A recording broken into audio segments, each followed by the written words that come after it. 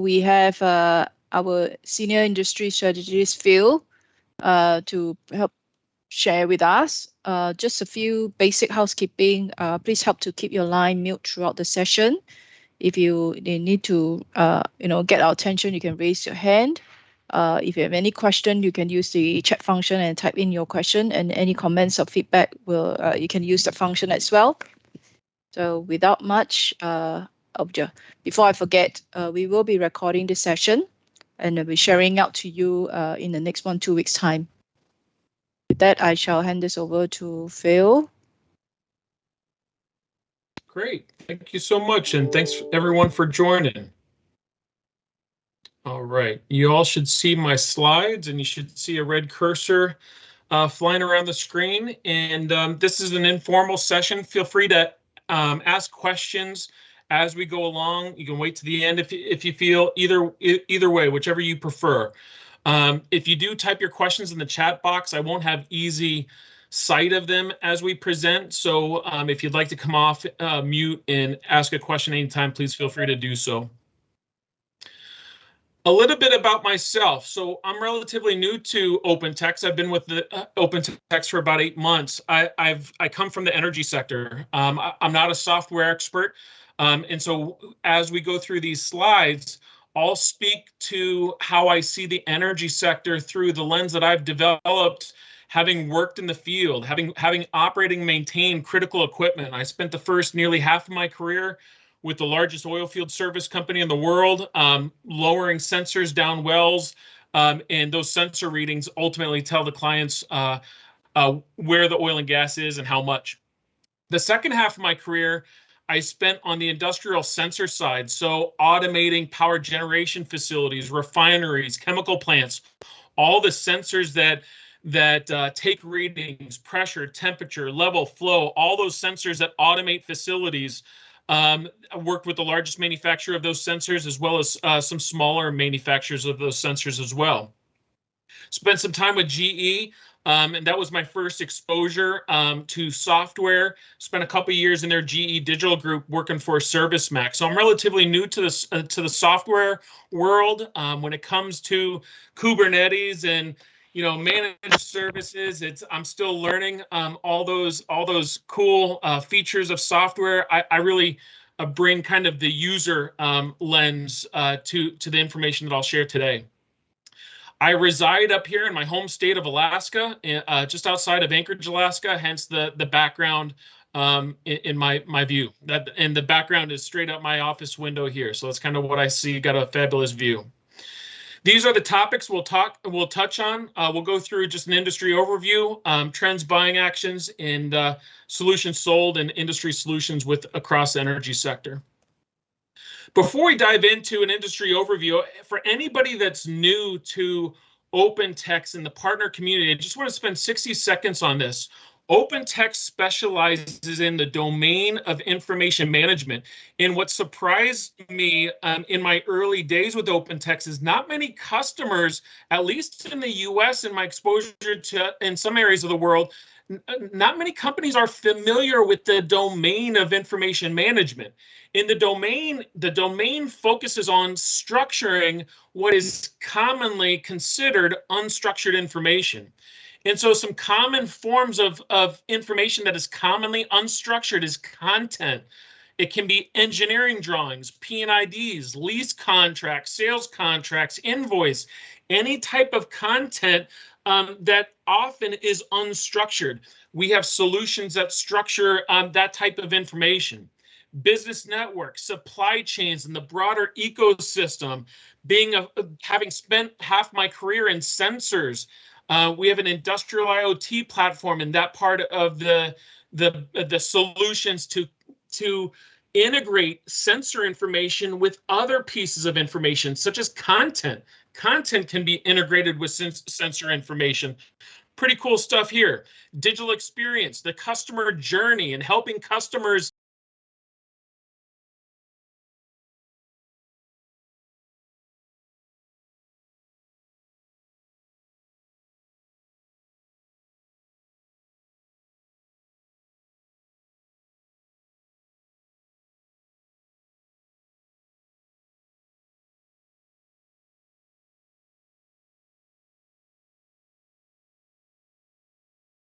understand is that if you just Google any of your client's name and strategy, in this case, this is a snapshot of a utility in the U.S. called NRG Energy, and if you just type in NRG Energy into Google and then plus strategy, you'll land on a website here that talks about their sustainability strategy, and they talk about sustainable customers. That has integrations and touch points into our digital experience solutions. Sustainable suppliers, that has integrations to business network, operations, content services and business network. Sustainable workplace. Having been a former field engineer, in my job was responsible for operating and maintaining critical equipment, not having the information that you need to be successful in the role can be one of the most frustrating things a team member can experience within a company. And so equipping people with the right information at the right time, that whole domain of information management can have strong impacts on a sustainable workplace. So information management can touch and really should be considered as a strategic strategy for any type of enterprise to ensure their team members across the enterprise have the information they need to take action in their roles. When we talk about the energy industry within Opentex, we include that within oil and gas and utilities, and the entire value chain in each one of these subsectors, if you will. And then we also consider EPCs part of that community. If you're not familiar with the term EPCs, if you were to build your home, you likely won't build it yourself. You will hire a home contractor to build it, and they hire the subcontractors to build your house. Same type of model applies in the energy sector. A BP, a Shell, a PTT, they don't build the refineries or the pipelines themselves. They define the requirements like you would define the requirements of your home. They define those requirements, give those over to an EPC. They'll procure, construct the major asset for their client. So we'll talk about in this presentation solutions that we target for the energy sector in these subsegments. One industry metric that I'm very passionate about coming into Opentex as a new team member. I was new to this domain. I spent 7 years in my role with Schlumberger. I spent 7 years wearing a hard hat, coverall, steel toe boots, and I had my job was very important to keep critical equipment running, to keep oil and gas flowing. And when I was Googling, Opentex and information management and unstructured data, what is this? And I came across this article in the Journal of Petroleum Technology, and it was a quote from the Chief Information Officer of Equinor, formerly known as Statoil. And in that article, it said up to 80% of employees' time in the energy sector is spent looking through unstructured information to get work done. When I read that article, it hit home to me because in my role with Schlumberger, the leader in oil field services, I spent a tremendous amount of time searching for information that I needed to be successful in my role. I couldn't go out to an offshore platform without the operating procedures, the manuals, the forms, the checklists, all the information that I needed to run a successful operation. And I had to also be prepared that if things go wrong, I had the information that I needed to encounter that type of scenario. In the time I spent searching for information just in preparation to go out to do a job was tremendous. And so finding that fact really kind of hit home. I get it at a high level. Now, why is this time so important? Is across the energy sector, it doesn't matter if you're in upstream oil and gas or midstream oil and gas or downstream in refining or in the utility space, these are asset intensive companies. They generate their revenues from their assets, and the predominant amount of their expenses come from assets. Assets is what creates their business.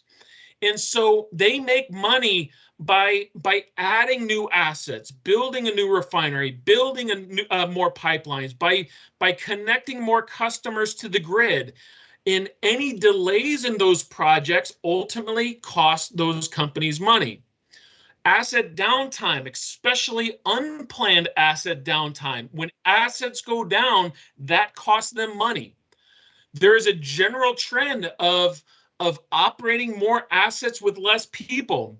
When I started with Schlumberger, our clients, BP, Exxon, Saudi Aramco, uh, on average, there was a production engineer and even operations and maintenance personnel. There's about one role for every about, I don't know, 75 wells. Today, it's in the U.S. It's 200.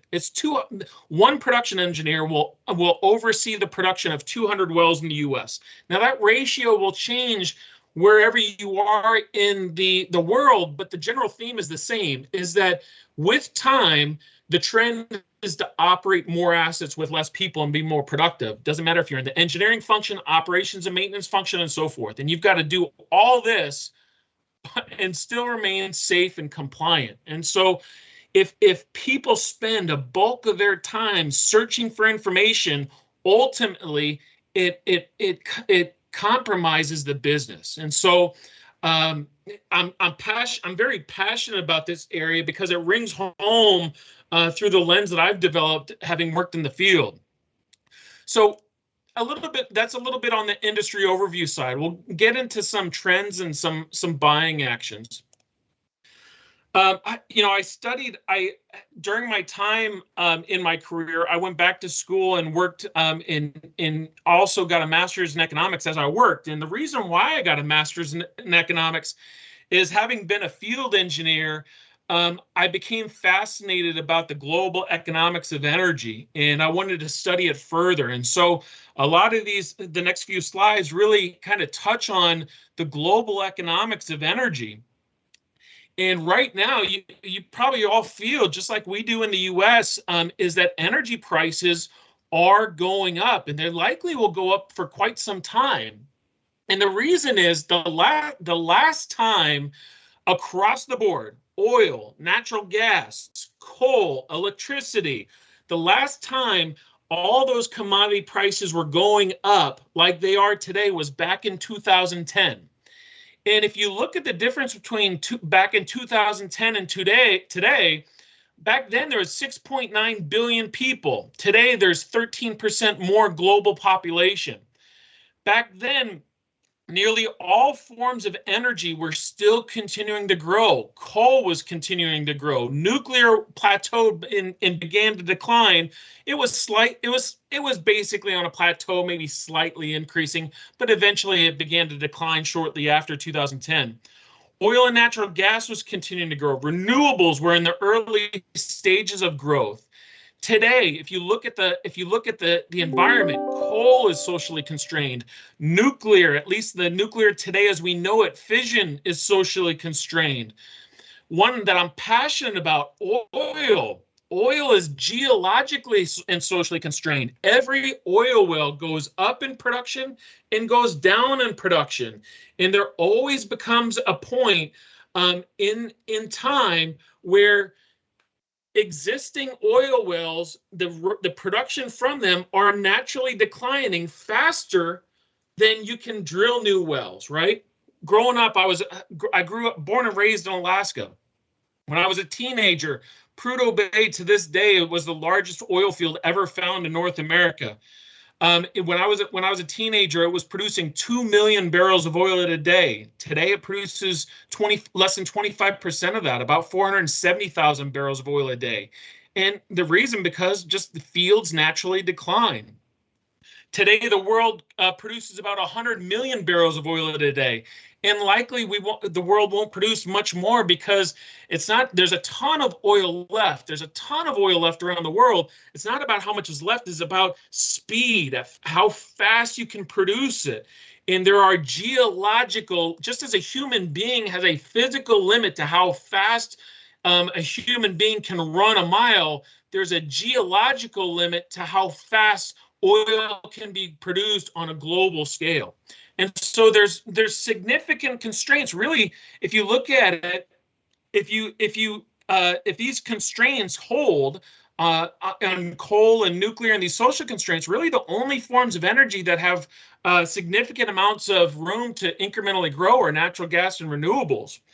And by 2050, global population is going to be 25% more than what it is today. And so there seems to be a scenario where demand grows, yet energy as we know it, it's constrained, and we'll have to find technologies to help grow it.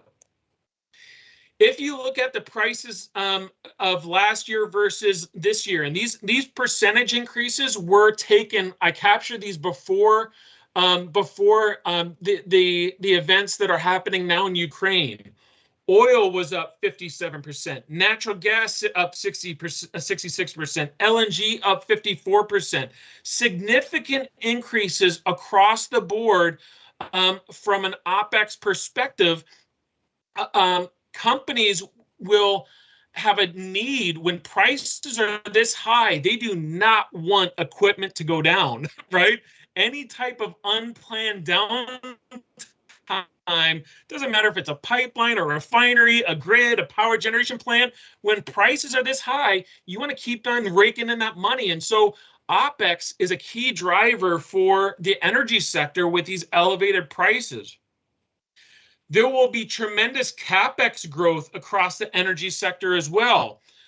As I mentioned, it is a natural trend where existing wells, they start declining, the production declines, and you need to add more wells to offset that decline. So there is expected to be some good CapEx expenditure in the exploration and production sector. In the LNG sector, renewables are expecting strong growth from a CapEx standpoint, and electricity networks worldwide are expected to have 10% year over year in CapEx change. The reason why the CapEx is important is that this fundamental fact, you can Google this, study on the main causes of project schedule delays. Nearly 50% of projects are delayed with an average cost overrun of 23%. And if you look at this study, 2 of the 3 top causes that were cited were related to the exchange of technical documentation. Right? When these facilities are built, it is no easy feat. The amount of technical documentation that goes with these facilities in the management of creating those documents, updating those documents, revisioning those documents, handing them off to meet the contractual obligations, that process is no easy feat. And so Opentex really has solutions in both parts on the OPEX and CapEx, which we'll see here in the coming slides. Even for industries that do not have CapEx industry, where there's uncertainty, right? If the social constraints, for example, in the nuclear industry are real, a company will say, gosh, why would I invest in a new nuclear power plant if customers don't want that type of energy? And even in that case, EDF was our largest deal for Opentex last fiscal year.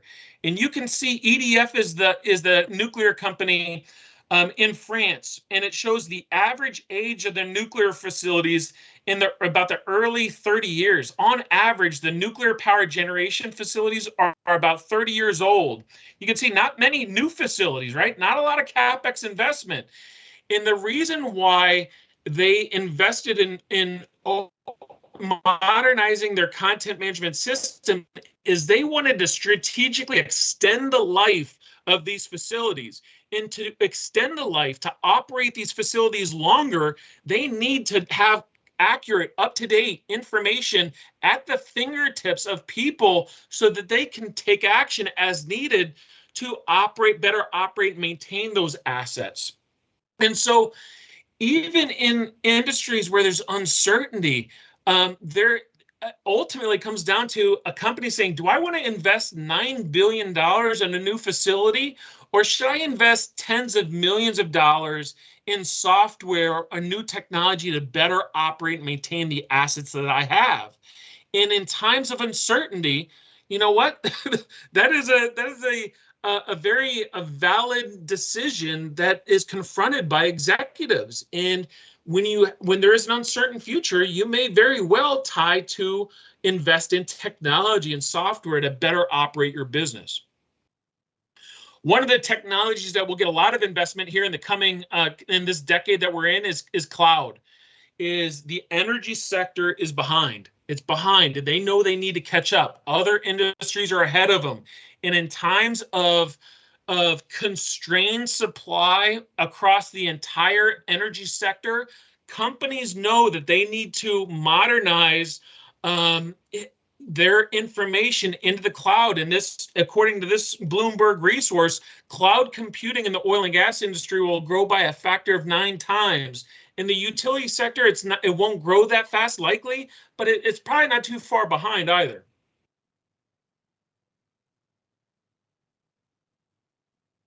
So with these economic variables, if you will, I view it as an energy race. I view energy transition, energy race, however you want to look at it. The world is in a race for energy. Demand is growing. There are constraints in supply. We are in a race. And to me, having gone out to offshore platforms, gone out to well sites, having automated these facilities, I see information being a critical component to make this equipment, these assets last longer, to build them faster, to operate and maintain them better. And I think the energy race is just as much about information as it is about energy itself. So those are some trends. I have some personas that we'll touch on here at the end of, I think, the industry solution slide. So we'll get into kind of typical buyers for Opentex solutions later on. I'm going to pause there real quick. Any questions at this point?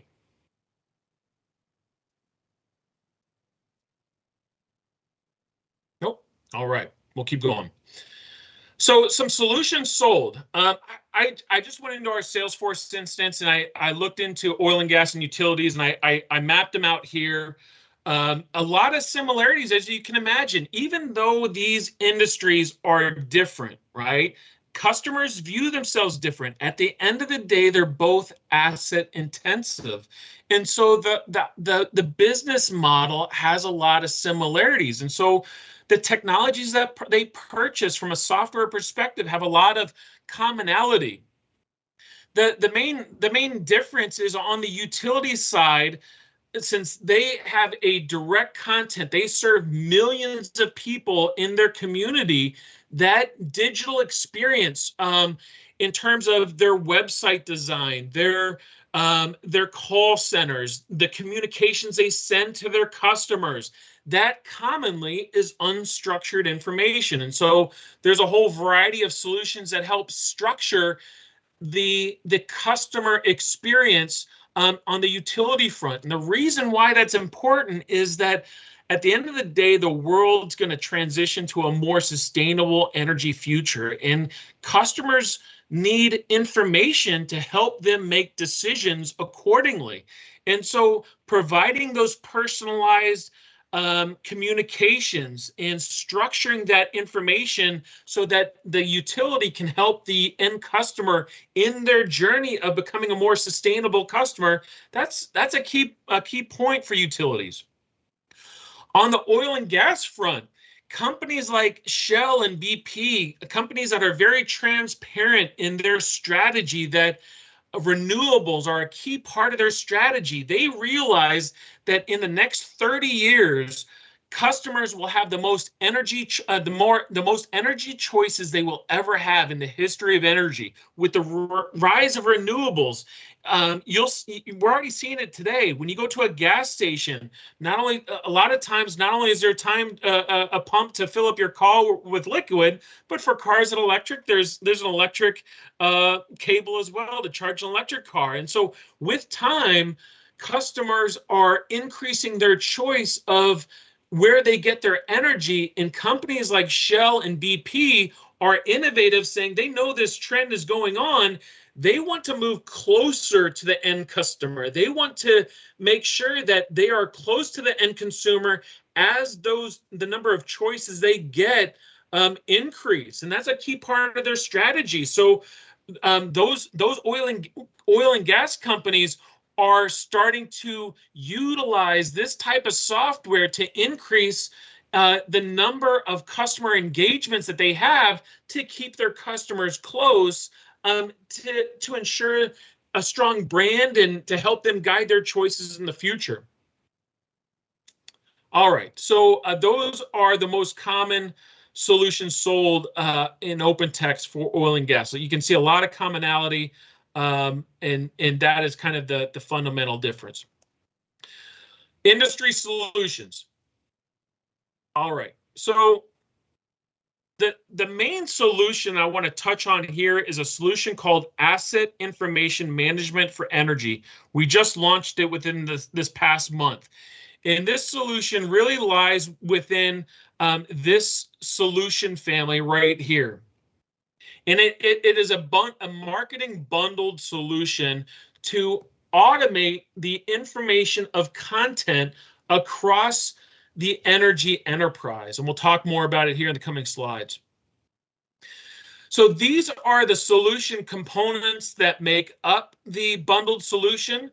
Best practices. The best practice is to directly foundation layer into the EAM systems in these enterprises. And so whether it's SAP or another EAM system, there are out of the box hooks that go into those systems of records for assets. And we'll go through each component as well. This solution standardizes and governs the asset content across the entire asset lifecycle, from design and construction all the way down to divestiture and everywhere in between. And by having a system of record for content across the entire asset lifecycle, that helps them build assets faster. It helps them better operate and maintain equipment. And we'll dive into each component. Traditionally, content is a very siloed form of information in these organizations if they haven't started their journey to modernize how they manage their content. To bring structure across the entire life cycle, it starts with a modern content management system that can govern content all the way from the beginning of the build cycle of the asset and design of that asset all the way to the end. But it doesn't stop there. Having a repository of content is just one, it's a key foundational layer. It's not the only layer. And there are building blocks that can be connected into it that automate other pieces of the content related workflows across the asset lifecycle. And we'll touch on those example use cases on the next slide. And then a key component is also integrating it into the system of record of assets. And we'll go through one slide by one slide for each one of these add-on capabilities. So why is the modernization of how content is managed across the asset lifecycle important? We've touched on it, right? Is one of the primary reasons for project delays is the exchange of content. Companies realize that they cannot extend the life of their assets because they don't have easy access to content, up-to-date accuracy of content. Content is a key component to be able to manage assets. And so all of these use cases up above this diagram that shows the asset life cycle, these are use cases for engineering, for operation maintenance, the people that are closest to the asset themselves. operations and maintenance that are placing their hands on the equipment to operate the piece of equipment, to maintain the piece of equipment, the engineers that design it before it's even built, the engineers that support the operations and maintenance staff in the process of operating and maintaining equipment. And not only is it these people in engineering and operations and maintenance that need easy access and up-to-date access to content, but it's also the departments that support them. While these departments may not physically touch the assets themselves, they are critical pieces of the puzzle to be able to do it effectively, to be able to hire people, to be able to evaluate projects, to have all the contracts, whether it's sales contracts, lease contracts, safety, governing content, and ensuring that it's easy to access, up to date, using a modernized platform. It is a key part of being able to run a $10 billion plant with 300 people. That quote comes from a study. Just Google Opentex SAP TEI. Oh gosh, economic impact. TEI calculator, total economic impact. And it is a study that was done, led by SAP, that quantifies the impact, the business impact of integrating SAP with a modern content management platform such as XECM for engineering, and it quantifies the business impact of being able to do exactly this. All right, so the underlying platform, on that architecture slide, it had XECM for engineering.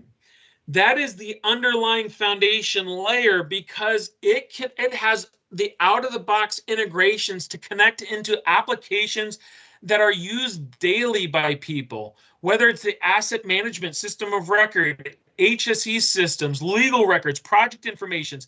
It has the hooks into those applications that people work in every day. They don't need to leave those applications, yet still access information from a standardized and modernized content management system. That is the #1 differentiator of Opentext in this industry solution. The next differentiator is the design around workspaces, making it so that content is available to the right people at the right time for the right job at the right place. I mentioned how much time I spent looking for information. I knew we had the information, but I had to go to all these different repositories to be able to do this job at this time. And by having that workspace design, it tags that content to make it relevant for that role, for that job, for that time, so that they don't need to spend that time searching. And at the end of the day, by integrating it into these daily applications and making it relevant, it just unlocks the productivity of the people and reduces the overall operational risk of the company. Once a company has the underlying foundational content management system, there are additional building blocks that you can layer on when the enterprise is ready to modernize in that area. In this case, this is supplier exchange. When you're designing and constructing a facility, there is a tremendous amount of information exchange that goes between the enterprise. This is this area down beneath here is the foundational layer that we just spoke about. Up here on the top is the contractors, the engineering firms that you work with to exchange information, to revise drawings, to update drawings, to create drawings, and to send them back for review and approval and red lines. And that exchange process is very complicated and can handle tens of thousands of documents. And so we mentioned that if this area is not utilizing modernized technology, it can be very costly for the companies that are involved in terms of project delays and overruns. Building information modeling. This is, with time, not only are we living more and more in a digital world, with time, we're also going to be living in a three-dimensional world. Is that today, when these facilities are being built, not only are content drawings, P&IDs, piping, mechanical drawings, not only are those being exchanged and being revised and updated, but so are three-dimensional models. And what typically happens with these three-dimensional models is once they're complete, it's shelfware. It goes into some file system and it just sits there. And with time, because it's just sitting there, those 3D models very rapidly go out of date. And that's an issue on the operations and maintenance side. Well, first on the project side, when you're dealing with building information modeling, when you're working with a design firm and an engineering firm, the asset owner, a BP, a Shell, a Saudi Aramco, a PTT, they can interact with those design forms and actually have conversations around the actual three-dimensional layout and arrangement of a facility. Instead of working with 2D documents, it allows for a much more effective, collaborative, and often, what is very often a remote conversation, because those conversations typically aren't in person. And so having a 3D model makes those conversations more effective. On the operations and maintenance side, having worked on offshore platforms, there was often times where I needed offsite support from an SME. And without having that person right next to me, it was hard to have a conversation with that person to share with them what I'm seeing, what component, what a piece of equipment is broken. And if they could see the area of the facility that I'm in, the equipment, it would allow for a much more effective conversation. So building information modeling provides the workflows not to create, this is not a CAD tool, it provides the workflows so that those CAD files can be imported, viewed, collaboration occur, and then govern the update and the exchange of that information so that those models are always up to date through the life cycle of the asset. Remote access. This is a near and dear capability for as a former field engineer. Being able to have information at your fingertips is imperative to be able to keep critical running, and not just people with direct employees, but contractors as well, and to securely exchange those drawings, those forms, those checklists, and to get them returned back into the repository in the system of record of content is tremendously important. By having remote access, this avoids hard copy manuals and procedures, and which are still a lot of the times very much used in enterprises. And it can't last that way forever. There's a lot of knowledge leaving the energy companies, and there's a less knowledge coming in. And so companies need to modernize how they equip their people, even in remote locations, with the information they need to keep critical equipment running. A lot of times why content remains in a hard copy form is it requires a manual signature. And even though there's technology out there that can be added on to, plugged into Opentext software using our signature capabilities that are legal and regulatory binding, all these different types of forms and checklists, hazmat, shipping document forms, audits, all these types of documents that are often still today managed in a hard copy process can be automated, because just add on the electronic signature functionality. And then finally, one other component in this asset information model bundle solution is the smart view reports that come with it. The reason why companies have outdated content systems is it's not measured. And you all know the the whatever doesn't get measured doesn't get managed. That's the same for content, right? And so having metrics around what content has been reviewed and ensured that it represents the current asset as it is today, what percentage of that is complete, how many pieces of content are in redline, how often does that content get turned around between engineering and operations within a 24 or 48 hour. Those dashboards can help govern the workflows associated with keeping this critical equipment content up to date so it reflects the true as-built status. Asset navigation is a component of this tool. There's so many P&IDs out there for these facilities. People open them up, close them down, open up another one, close them down, and being able to navigate where you get your information is very difficult to do. And this add-on automatically scans those documents, automatically places hotspots on the tag IDs of these P&IDs so that users can click on that tag, go from that asset to another to another drawing, to go into the system of record of asset maintenance, to order spare parts. And it allows them to navigate easily between applications so they can execute their job in a steadfast way to keep critical equipment running. All right, I'm going to pause there.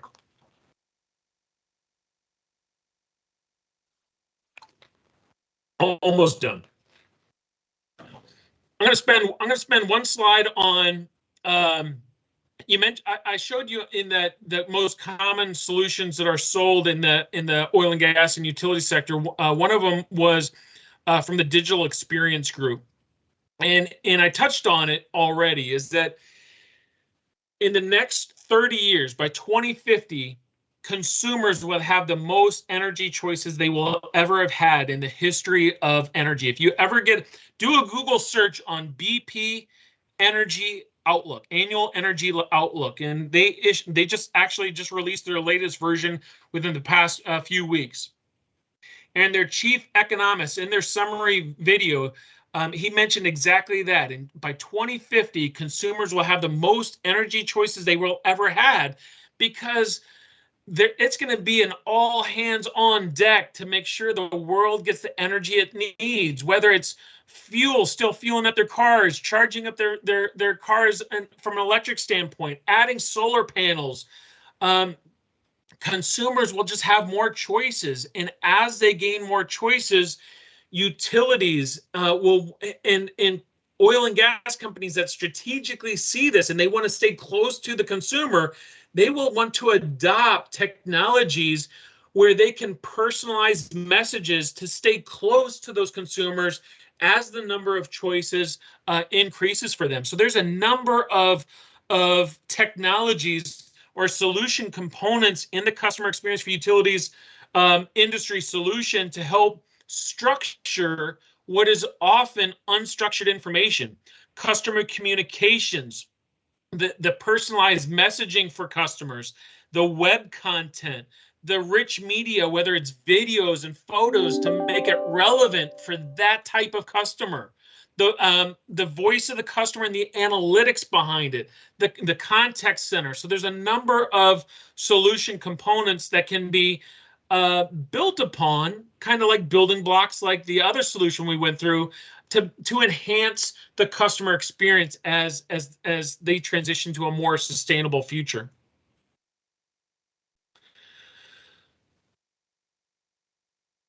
The ultimate goal that we have within Opentex is to help our customers become more resilient, to help them thrive when change is encountered. And there's no other time in the history of energy where energy companies need to become more resilient. There's going to be tremendous amount of change and transformation that will be needed across the entire energy sector to ensure that energy is supplied cost effectively for everyone that needs it.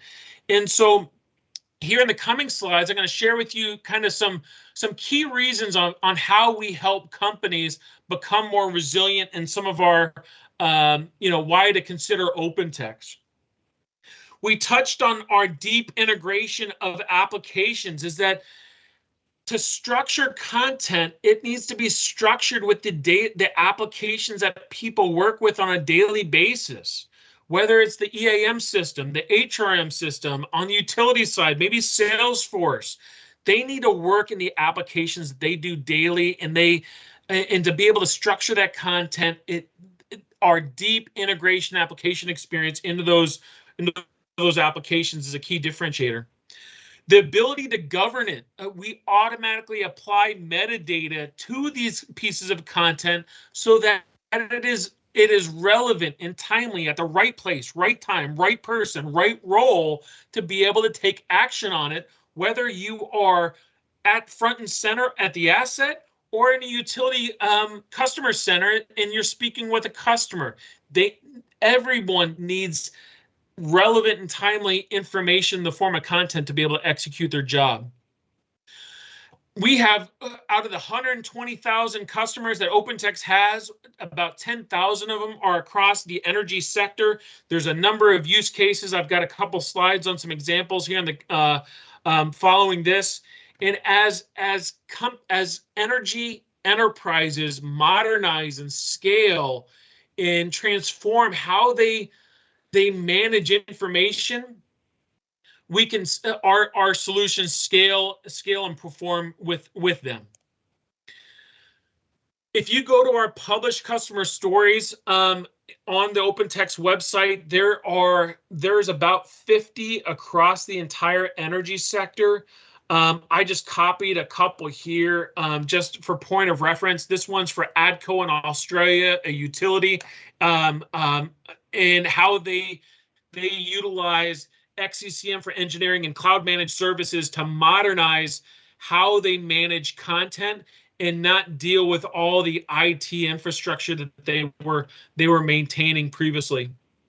On the oil and gas side, Neptune, same solution, different industry, different company, and how they became they overall reduced their operations and maintenance costs by 21% by modernizing to a modernized content management system as well. Some personas here. Plant manager, field manager, executives in operations and maintenance, the people that are in the most pain. No pain, no change, right? The people in the most pain are the people out in these facilities that are placing their hands on their equipment to deploy them, to get them running, to keep them running. They need the information right then. To me, in my view, operations and maintenance is the number one line of business to have a conversation with. Number two is the owners of information, at least on the asset maintenance side, are often on the engineering side, right? They are the owners of the content. And so executives on the engineering side of the facility are the next most important or equally most important. One of the two. They can be both very, very important in the decision-making process. I was just in late last week, I was in a speed dating event, if you will, for companies. And in this, it was an event for health, safety, and environment. And we met a director of HSE for a super major that is predominantly overseas, but has some operations actually in my home state of Alaska.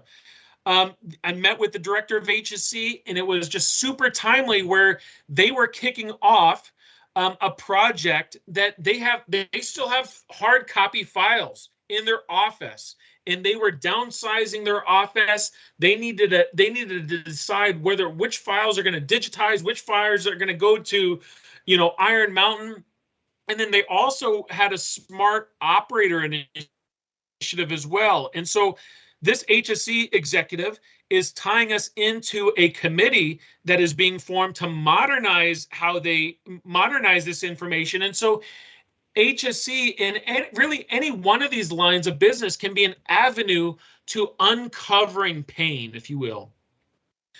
The IT organization, of course, it's a very valid way to navigate an organization and uncover pain.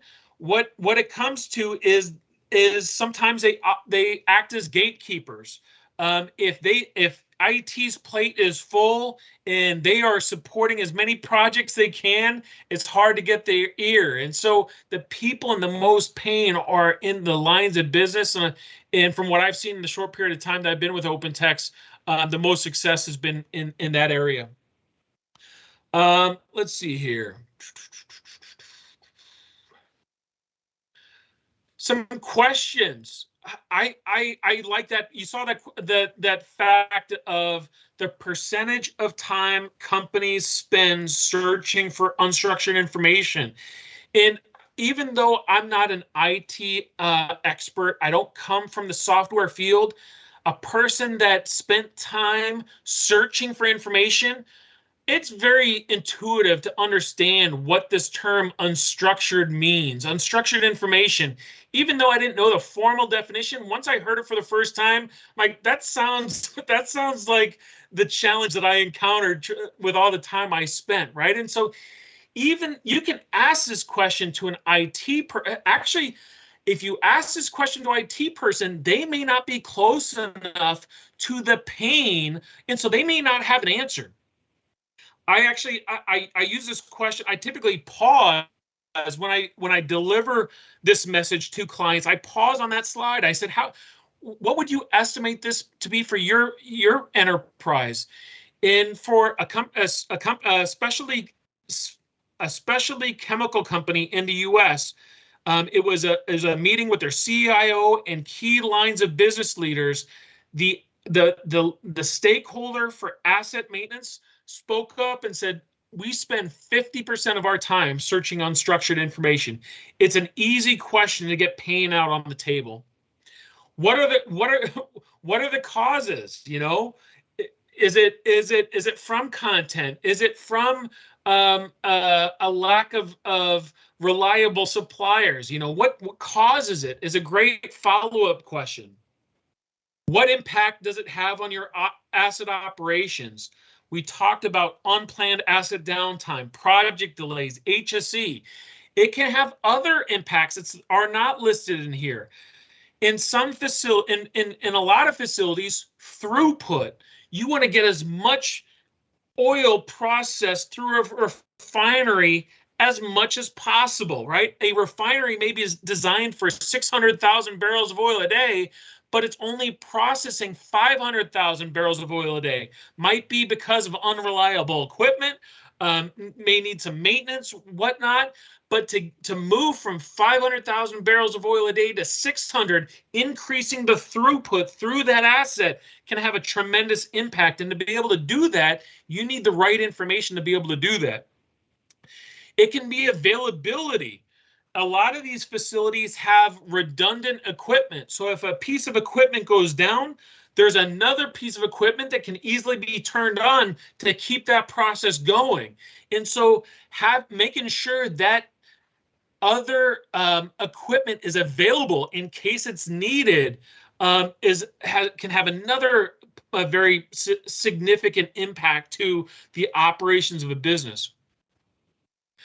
Let's see here. What is your vision of the future to equip your organization with information at the right time, right place, in keeping your enterprise safe? Is at the end of the day, the vision needs to be theirs, and a lot of ideally we have solutions that match up with their vision. And then how is success going to be measured, right? If they manage content or other forms of information today like they are today, a reason why it may be unstructured is they're not measuring it. They're not measuring the impact from it. All right, and that is it. And I know that was a ton of information. Yes, thank you, Phil. Do we have any questions from anyone? Feel free to unmute yourself and post the question, or if not, you can type it in the chat.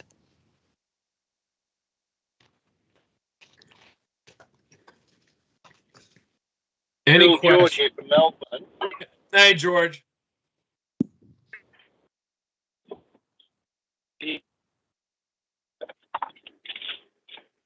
Right, looks like there is. Can you hear me? Yes, Yep. please go ahead. Yeah, Phil, great presentation, really good background information. Are you able, I know we've got the recording, I think we can go back to, are you able to share the deck or some of the parts that are not sensitive on the deck? Is that something we can do? Sure can.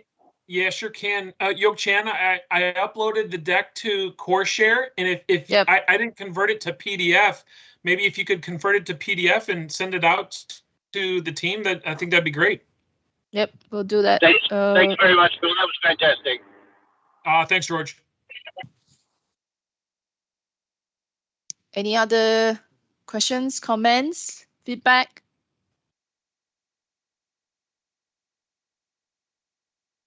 Okay, like Phil said, it's a lot of information today. I think we'll probably need to review and digest again. If anyone have any other questions and have requests for deep dive for subsequent months to come, feel free to also inform your local partner manager, if not myself. Then we can try to arrange the follow-up session as well. With that, thank you, Phil, once again for the informative session, and everyone else for spending the 1 hour with us today. Have a great day. Have a great day.